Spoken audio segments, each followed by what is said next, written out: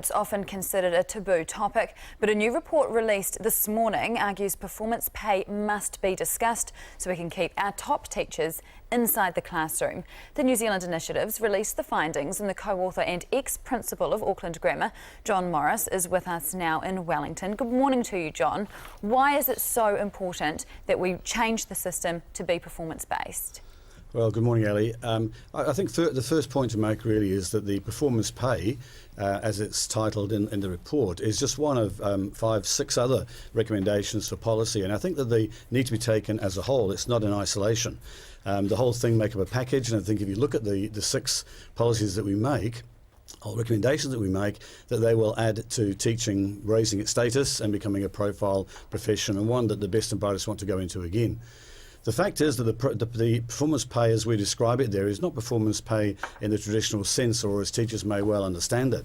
It's a set of standards that describe a lead teacher, an accomplished teacher, a master teacher, and it's open to any teacher at any time, an ambitious teacher, to try and reach those standards. If they reach those standards, they get certified as such, and they will also receive a pay increase as well, which is quite considerable in comparison to the pay scale that operates these days.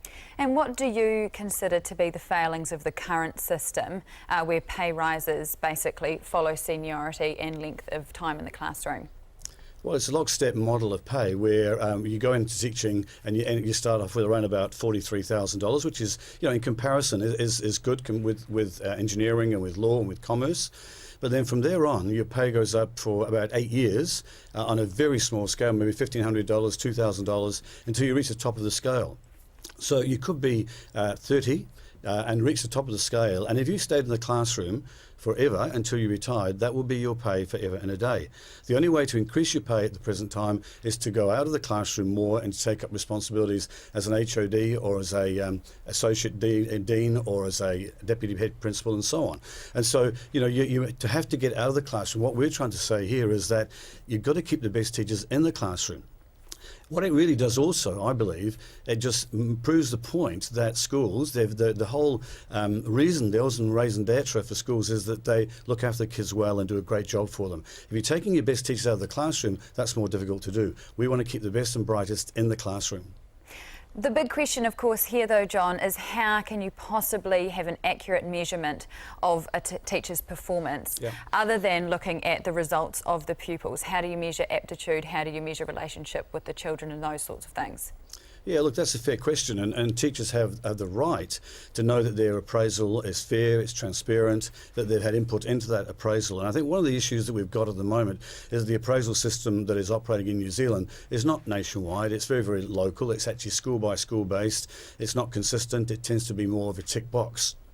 So there's no way that you could ever have some sort of scheme like we're suggesting on that basis. So you need a thorough and a rigorous, transparent appraisal system. Equally, while teachers have to say, well, that's what should be happening, the heads of schools also realise that their biggest asset is teachers, and that the best teachers should be rewarded. That's really what it's all about. At the moment, in general, and there's some exceptions, but in general, excellent teaching generally goes unrecognised in schools, and that's a tragedy from my point of view. Indeed, and just one last final question, John. In your 20 years as principal, did you see firsthand very good teachers, very talented teachers leaving the classroom because they need to follow the money into other departments around the school? Of course, it happens all the time. It's very, very rare for somebody to say, look, I really enjoy my teaching, I know I'm a good teacher, I want to stay in the classroom. If that was the case, that'd be fantastic, but that doesn't happen. There is constant people wanting to move for HOD jobs or other senior management positions because of the money. And so this is one suggestion, and I say it's not going to be judged on students' exam results. There's going to be a wide criteria. Just on a point of this has just been introduced in Australia. We've mimicked a system brought in by the AITSL in Australia. It works over there, and I'm sure that with some forethought and a little bit of patience, a little bit of understanding and collaboration with the unions on this, that it could work. Brilliant. John Morris, thanks for joining us this morning from Wellington, the author of the report from the New Zealand Initiative.